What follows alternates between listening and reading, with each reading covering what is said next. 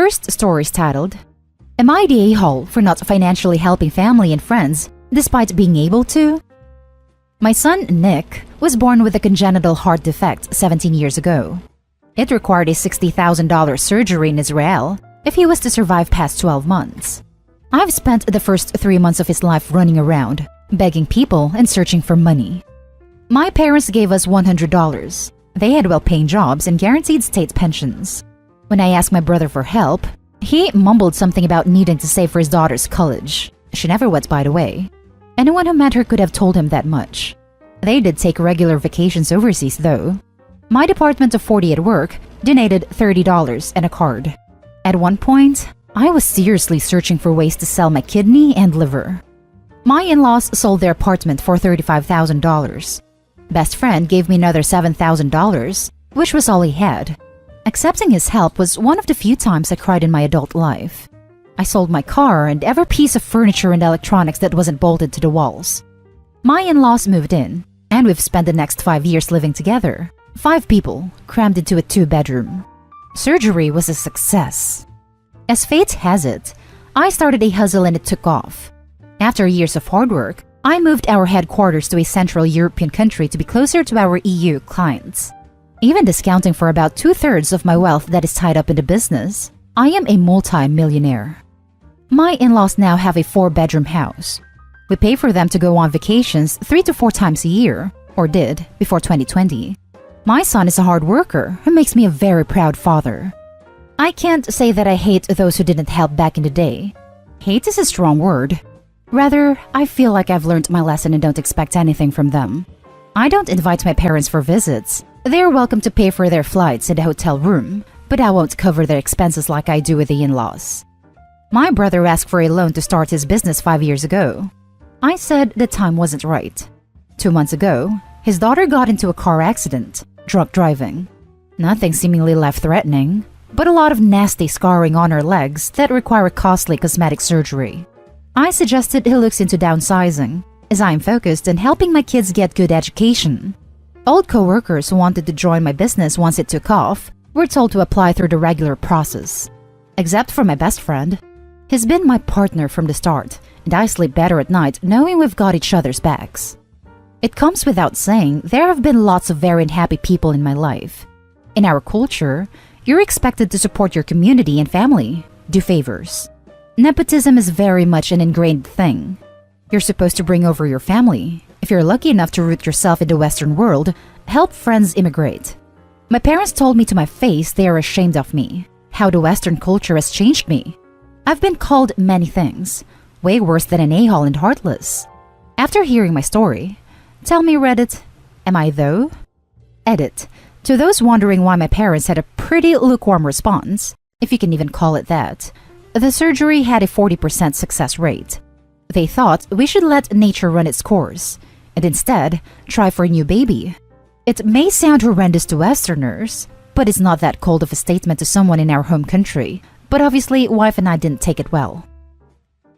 Now for the top comments. Not the a-hole. Your in-laws sold their $35,000 house to help you. Your best friend gave you all he had to help your son.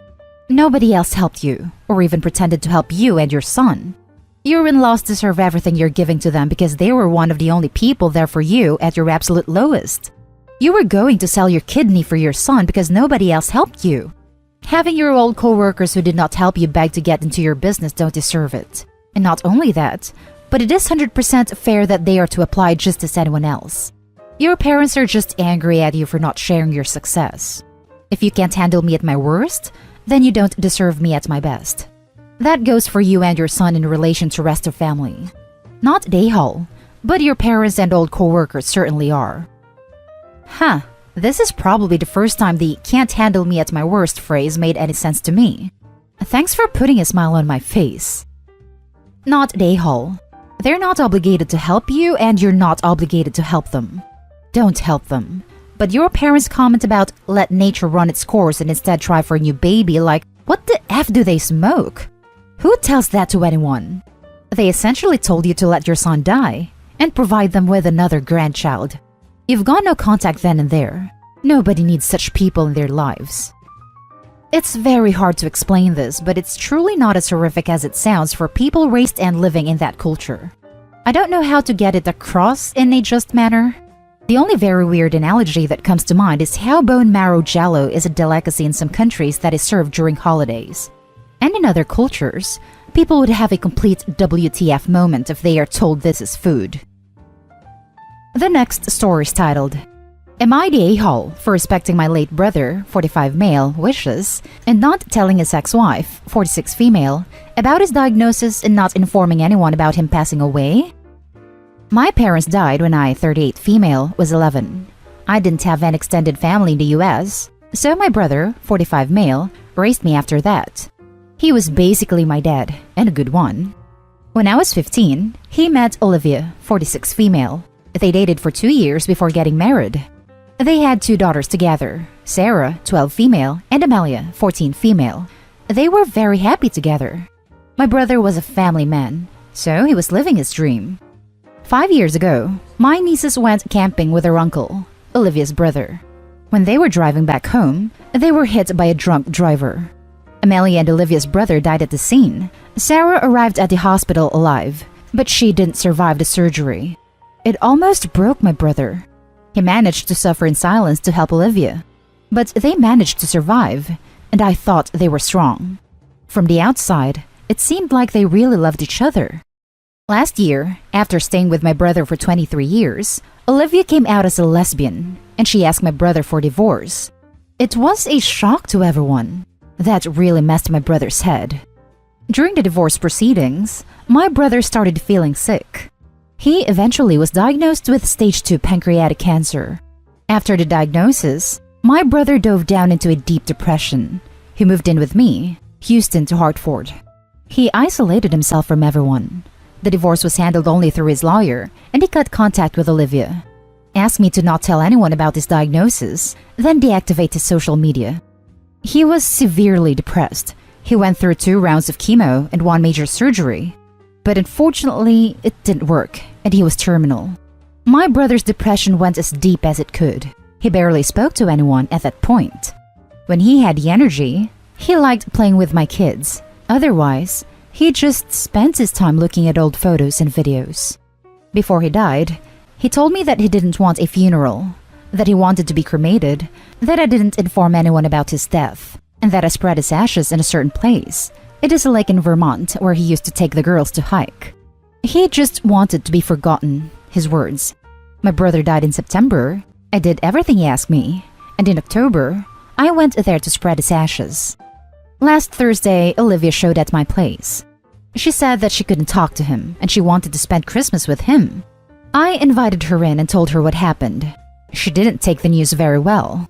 At first, she accused me of lying. Then she told me that I stole him from her, that she had a right to know before the divorce, that I shouldn't have spread his ashes, that he shouldn't have to die alone. I was there with him, that she didn't know why he did that to her, that she shouldn't be punished. She started to panic.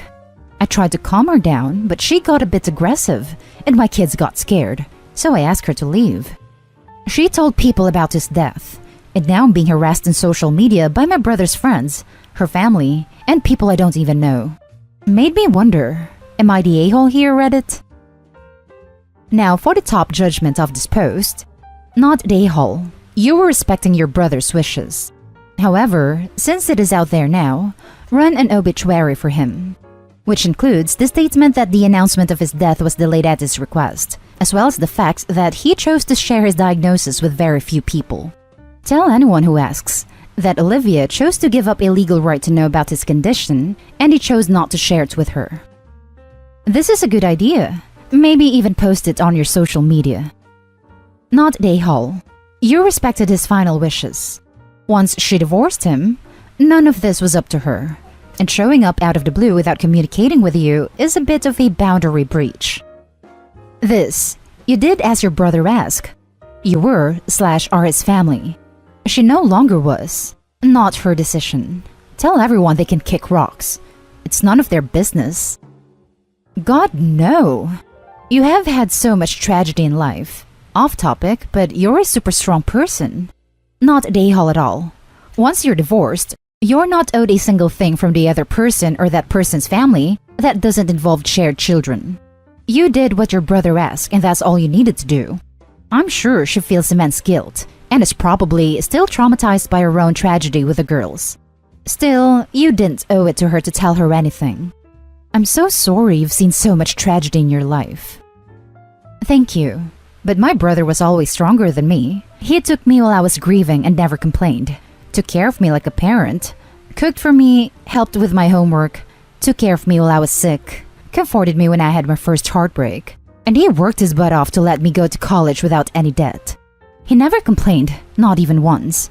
He was indeed strong. Now, for the next story.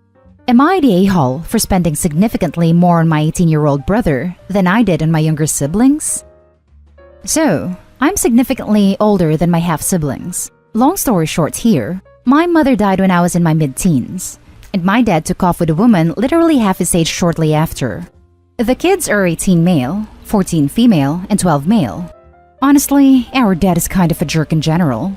He's always been a bit of a hard A, very into the whole tough love, hands off, let my wife do all the work, I'll just be the disciplinarian approach to parenting. One of his more extreme/weird rules is that he expects all of his children to move out of his house within 3 months of turning 18. Now, this applied for me, but I had been left a significant inheritance by my mom and my grandpa when they both died. Plus, I had a good apprenticeship in the company I'm now a manager in. I could afford to move out and do so comfortably. My little brother was less fortunate. His only income was from a part-time job in a pub. Plus, he has some mental health issues. Depression, obsessive-compulsive disorder, and I suspect an eating disorder, which make life harder for him. Plus, he turned 18 this year. I really thought Dad would be more lenient. But no, my brother still had to move out. He stayed with me for a while, then got put up in a flat by himself. He's honestly barely scraping by, and I wish he'd come back to mine. But that's a whole other thing in itself.